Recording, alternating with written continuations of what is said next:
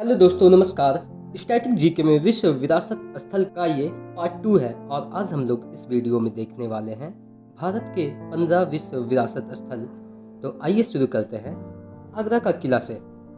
आगरा का किला, जिसे वर्ष 1983 ईस्वी में यूनेस्को की सूची में शामिल किया गया और यह उत्तर प्रदेश के आगरा जिला में है। ऐसा कहा जाता है यह किला एक जर्जर किला था और यह बादलगढ़ के किला के नाम से जाना जाता था। अकबर ने इसे लाल बलुआ पत्थर से फिर से मरम्मत करवाया और इसे आगरा का किला नाम दिया गया। इसे 1565 से 1573 ईस्वी के बीच बनवाया गया। इस सूची में दूसरा नाम है अजंता की गुफाएं। अजंता की गुफाएं सन 1983 ईस्वी में यूनेस्को की सूची में शामिल किया गया और यह महाराष्ट्र के औरंगाबाद जिला में स्थित है।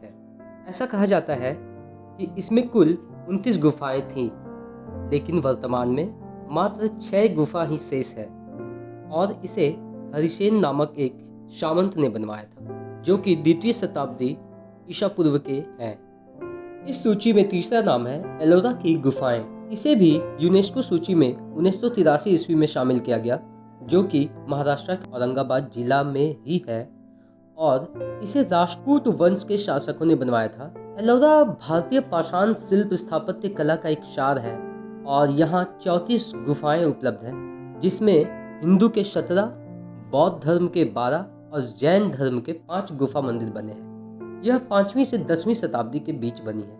आगे बढ़ते हैं ताजमहल।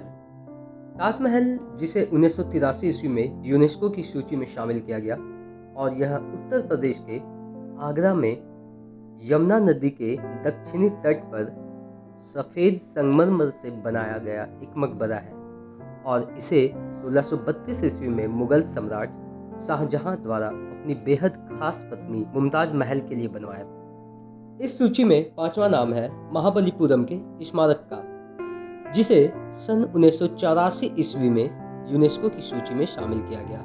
यह स्मारक तमिलनाडु के कांचीपुरम जिले में बंगाल की खाड़ी के कोरोमंडल तट पर स्थित है और यहाँ तकरीबन 40 अभ्यारण्य हैं, जिनमें दुनिया का सबसे बड़ा खुली हवा वाला चट्टानी आश्रय स्थल भी है।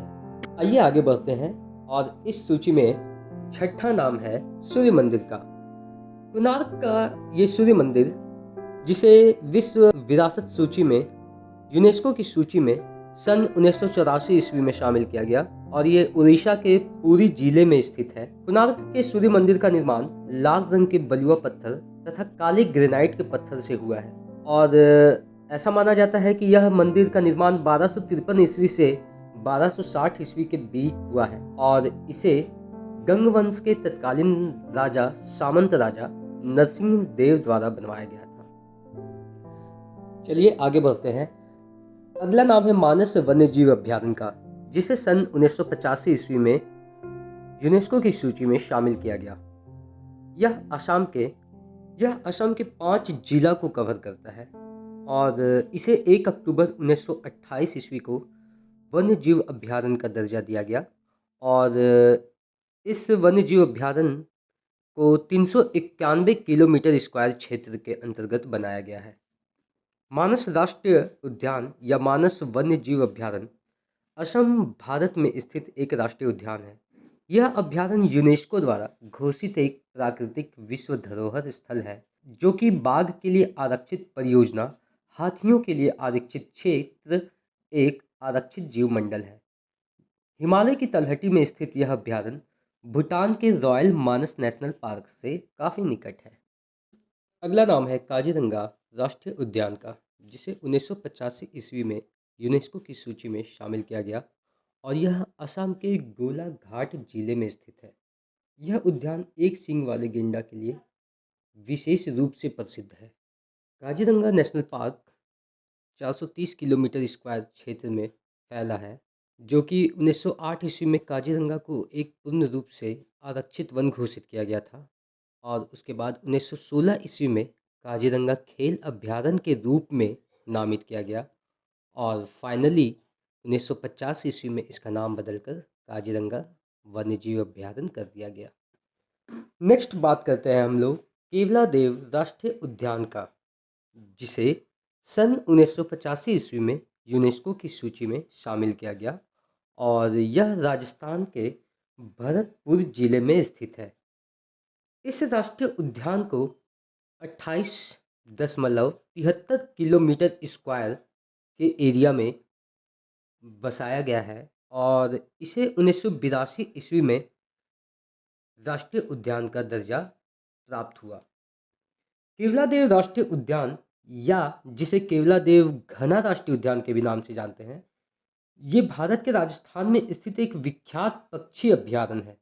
इसको पहले भरतपुर पक्षी विहार के भी नाम से जाना जाता था और इसमें हजारों की संख्या में दुर्लभ और विलुप्त जाति के पक्षी पाए जाते हैं, जैसे साइबेरिया से आए सारस, जो यहाँ सर्दियों के मौसम में आते हैं। यहाँ लगभग 230 किस्म की प्रजाति के पक्षियों ने अपना डेरा बसाया है। तो आज के इस सेशन के 10वें स्थान के बारे में बात करते हैं, जो है गोवा का चर्च, जिसे सन 1986 ईस्वी में यूनेस्को की सूची में शामिल किया गया। और यह ओल्ड गोवा में स्थित cathedral church Saint Francis Xavier को पूरी तरह से समर्पित माना जाता है, क्योंकि ऐसा कहा जाता है कि इस चर्च में सेंट फ्रांसिस जेवियर के अवशेष रखे हुए हैं। पुर्तगाल के राजा के कहने पर सेंट फ्रांसिस जेवियर 1541 में भारत आए थे और वहीं इस चर्च के सामने ही संत कैथेड्रल चर्च भी मौजूद है। तो आज का सेशन यहीं समाप्त होता है और मैं फिर से जल्द लाऊंगा इसी सेशन का पार्ट 3। अगर आपको हमारा ये वीडियो पसंद आए तो एक लाइक और चैनल को सब्सक्राइब जरूर करें। Thank you. जय हिंद।